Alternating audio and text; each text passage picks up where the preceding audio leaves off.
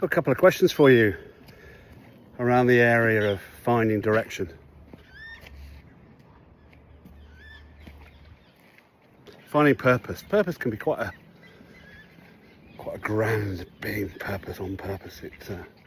It's very important for us human beings. It sets us apart a little bit from just the purpose of surviving that these ducks have. But there's a inspired by Bill George, whose book Authentic Leadership talked about leadership starting and the purpose around one's leadership starting with emotional energy. So if you can connect your leadership with a really strong, deep purpose that matters to you, then that's where your leadership purpose lies, and that's the backbone, the foundations, the roots, like these trees, the roots of these beautiful ancient oaks, arguably are their purpose, what they stand for. And so I've got a couple of questions for you as a way to access what you stand for, what's your purpose. But that can be quite a grandiose question, whereas I think what I found is that these couple of questions can really help you understand what you stand for and then what that means in terms of your leadership. So the first question, and they're all related to really something you know well, which is the organisation you're in at the moment. So my first question for you to take a little bit of time to think about, and maybe pause the video to think about it, is what frustrates you about the organisation you're in? What frustrates you about the organisation you're in? What is it about? Maybe it's the people side, how people are managed. Maybe it's how the products are developed. Maybe it's the service culture. Maybe it's how it's led. But have a think about what frustrates you, what really gets to you about the organisation. And while that can sound a negative territory, I think the second part of that question I want you to reflect on, and as I say, pause the video, take some time, ideally out in nature, where it's calmer and moving. You can help with your thinking. Is what's that frustration saying about what's important to you in leadership? So what's the thread between what you're frustrated about and how that impacts on how you want to lead? So you're looking at what you stand for as a leader is linked to what frustrates you.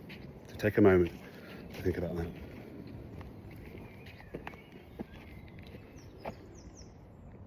And then the next question, so that's a micro one. The next one is a macro one. So in the category that you work in, or the world you frequent, however you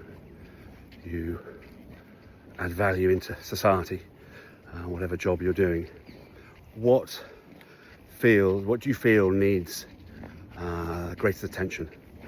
What's not being looked at? What's not being worked at hard enough? What's a key challenge that your sector is facing?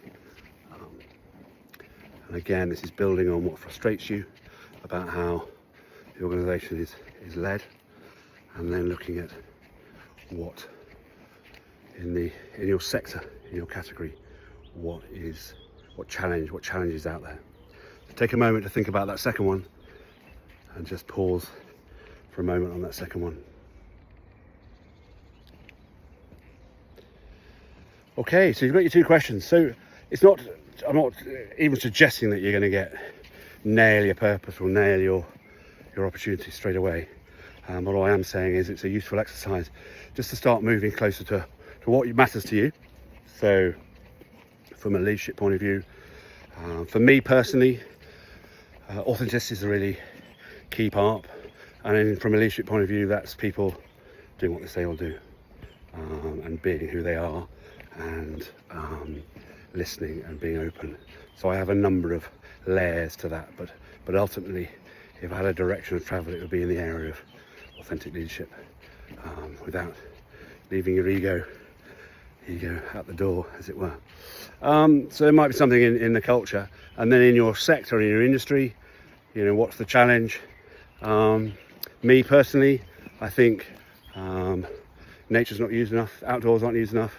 A lot of what work goes on in leadership training and development and is very much inside in similar environments or outside, but not truly connected to nature, where it's just a fantastic environment. So for me personally, I have those two things that really drive me: getting to authentic self, what matters to you, leading authentically, and using nature. So good luck with that.